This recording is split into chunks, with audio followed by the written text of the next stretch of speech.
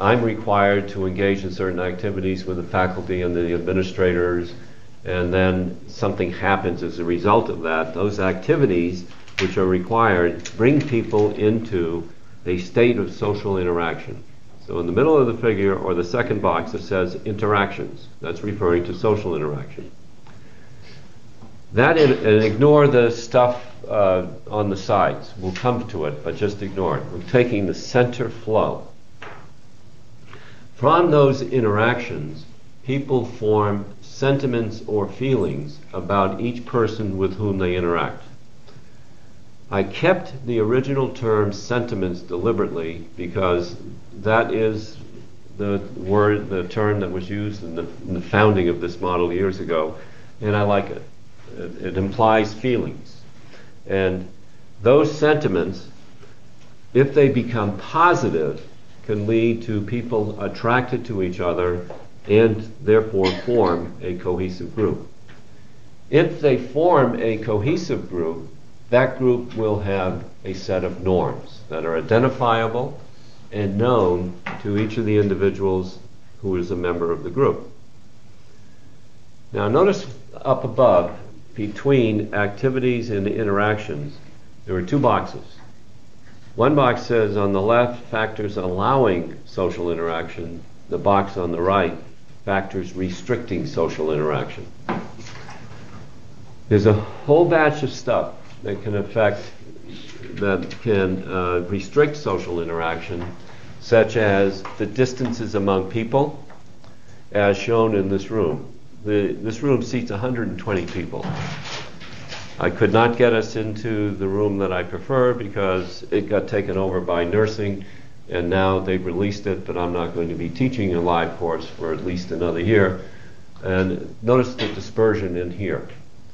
Very difficult for you, this first person here, to interact with any of the people on your far right. Would you grant that? You could shout and scream, but that in American culture is considered rude. Not too hard for, say, the four on the diagonal, starting with you, and on the diagonal going up. You could interact with each other and not have to speak too loudly. The people who are right next to each other, such as the famous four on the top row, I've just given you a label. Your group is now called the famous four. And if you wish to emboss that on a t-shirt, you're free to do it. I don't hold the copyright to the term. But they're friends, and they can interact easily from side to side up there. Now, factors that restrict social interaction, I've already introduced them, are distances, any types of barriers, noise level, the fact that you're not required to interact with anyone else in the system that you're working in. The job does not require social interaction, or the reverse, the job requires social interaction. Now, everything that I've given you so far only has to do with social interaction. We have to have one more item to even get the beginning of cohesive group formation, and that is the box on the left of the figure that says bases of attraction. Is this showing up on your monitors up here? Okay. And I don't have anything to point with. I forgot to bring a pointer. But just, you can see it, bases of attraction. And this is, it covers an enormous range of stuff. It could mean that, well, it just happens that the famous four are all women. There are no men, at least in the classroom. So I could say, based on biological sex, that's something that brings people together. Or it could be interest that you communicate.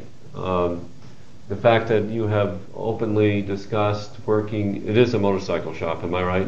And I know how to ride a motorcycle, but I have owned Vespa motor scooters, and I've actually traveled cross country on them. So I get a big kick out of the two-wheel type of thing.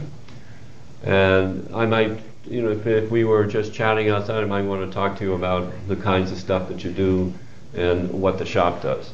That could bring people together. Sharing films. because I show film scenes in here, people may talk about those at the break. They can bring people together, unless you argue that that film stinks. And you then offend the other party, and there becomes a separation. So you see what I'm trying to convey. The social interaction can bring people together if the bases of attraction are positive. They can also separate people if the bases of attraction are negative. Okay, now let's apply this. I think we can do it quite nicely. I know we can do it nicely with the film Hoosiers, page 146.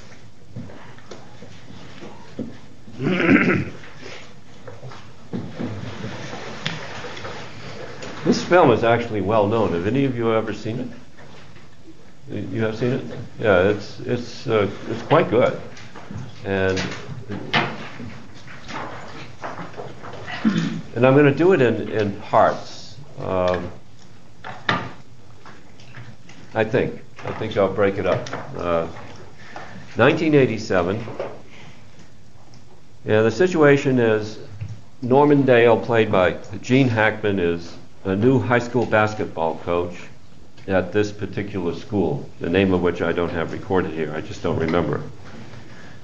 And he had coached for many years, but he was forced out of it. And there's also a little seedy stuff. He's ex-Navy, and something not so cool must have happened. But he comes into this town, and is set in the 1950s. And as I say here, basketball-loving Indiana. Indiana is the state in which basketball was invented. And I think you'll get a sense that basketball is really important, at least to men. 1950s, it didn't allow, at that time, or did not have many women playing basketball in Indiana. That, of course, has changed, because we have both male and female teams. I'm only going to show the first set of scenes, which starts out with Norman Dale in the barbershop meeting with the local townspeople. And then it goes on to him going to the high school where he begins his first day of coaching of the boys' team. Now, the first item is not one of the questions here, but it's an item that I want you to address. During the discussion in the barbershop, I would like you to come to at least a mental conclusion about how important basketball is to these people in this community. It's a small high school. They have never won a state tournament in their entire history. They keep getting eliminated fairly early on. And there just are not too many eligible men to play, boys, I guess you could say, to play basketball.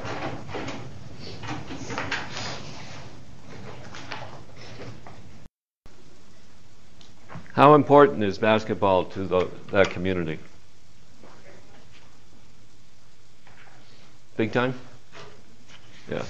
And they only play one way, whatever the words were that he used, and zone defense or whatever he said.